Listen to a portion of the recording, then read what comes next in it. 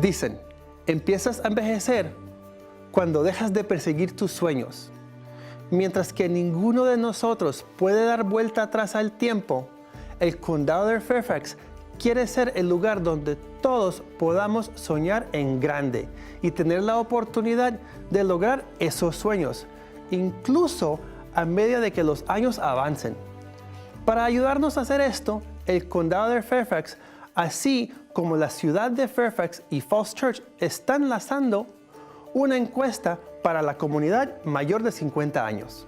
En febrero, miles de adultos serán seleccionados al azar para completar una encuesta que echará un vistazo a su estilo de vida, experiencias y las percepciones del envejecimiento en el condado de Fairfax.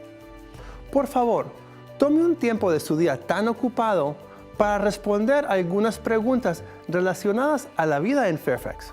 Su opinión es crítica, ya que los líderes del condado desarrollarán estrategias para apoyarlo. Por favor, siga nuestro progreso y encuentre formas adicionales de compartir sus comentarios y sugerencias en fairfaxcounty.gov. Simplemente use la herramienta de búsqueda para buscar la encuesta mayores de 50 años. Esperamos escuchar de usted y agradecemos su continuo apoyo a nuestra comunidad amigable que apoya a todas las edades.